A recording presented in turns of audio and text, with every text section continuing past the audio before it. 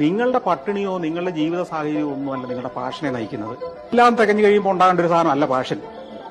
നിങ്ങളുടെ പട്ടിണിയിൽ നിങ്ങൾ ആഗ്രഹിക്കുന്ന ഒരു ലക്ഷ്യസ്ഥാനം ഉണ്ടല്ലോ, അതിനാണ് ഈ പാഷൻ എന്ന് പറയുന്നത്. നിങ്ങളുടെ പ്രതിസന്ധികളെ ആഴക്കടലിൽ നിൽക്കുമ്പോൾ നിങ്ങൾ താനങ്ങ് ഇറങ്ങി കളിക്കുക അല്ലയോ? കളിക്കുമ്പോ ഇറങ്ങി കളിച്ചു തന്നെ സാറേ ശീലം. അപ്പോ മനുഷ്യനും അവനവന്റെ സ്വപ്നത്തിനൊക്കെ ജീവിക്കുക, അവനവന്റെ പാഷനെ മുറുകെ പിടിച്ച് ജീവിക്കുക. ഈ ജീവിതം ഒന്നേ ഉള്ളൂ എന്ന് തിരിച്ചറിയുക. ആ ജീവിതത്തിൽ നമ്മൾ സ്വപ്നം കാണുന്നത് നമ്മൾ എത്തണമെന്ന് ആഗ്രഹിക്കുന്ന സ്ഥലത്ത് തന്നെ എത്തുക.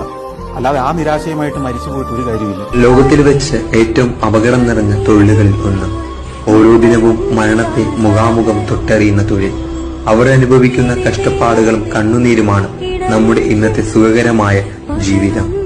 നാം നേടിയെന്ന് കരുതുന്ന പലതും അവർ നമുക്ക് നൽകിയ ദാനമാണ്. ഇന്നും പൊതുസമൂഹത്തിനു മുമ്പിൽ അവർ അവഹേളിക്കപ്പെടുന്നു. ചേർത്തുപിടി മകളാണ്. കാരണം അവരുടെ ത്യാഗമാണ് നമ്മുടെ ജീവിതം. അത്രമേൽ സരസമാ ലക്ഷ്യങ്ങൾ, അത്രമേൽ കഠിനമോ മാർഗങ്ങൾ. മണ്ണിലാണ് സ്വർഗം, ഈ നിമിഷമാണ് നീ പർദീസ. മുന്നോട്ട് മുന്നോട്ട് മുന്നോട്ട്. എനിക്ക് ഞാനാവാനാണ് ഇഷ്ടം. നിങ്ങൾ തിരയുന്നവരിൽ ചിലപ്പോൾ ഞാൻ ഉണ്ടാകില്ല. എന്റെ ഇഷ്ടങ്ങളും എന്റെ കുറവുകളും എന്റെ പോരായ്മയും എല്ലാം ഉൾക്കൊള്ളുന്നൊരു ഞാനുണ്ട്. അവിടെ എനിക്കൊരു കൊച്ചു ലോകമുണ്ട്. മറ്റുള്ളവരെ സ്നേഹത്തോടെ ചേർത്ത് പിടിച്ച് അവരുടെ സങ്കടത്തിലും സന്തോഷത്തിലും ഒരുപോലെ ചേർന്ന് നിൽക്കുന്നൊരു ഞാനുണ്ട്. എന്നിലൊരു ശത്രുവും മിത്രവുമുണ്ട്. എന്നിലെ ശത്രുവിനെ ഞാൻ എന്നേ മറന്നിരിക്കുന്നു. പുഞ്ചിരിയാൽ മായ്ക്കാവുന്ന ശത്രുതയെ മനുഷ്യരിലുള്ളൂ എന്ന തിരിച്ചറിവായിരിക്കാം. അല്ലെങ്കിൽ തന്നെ ആരാണ് ശത്രു?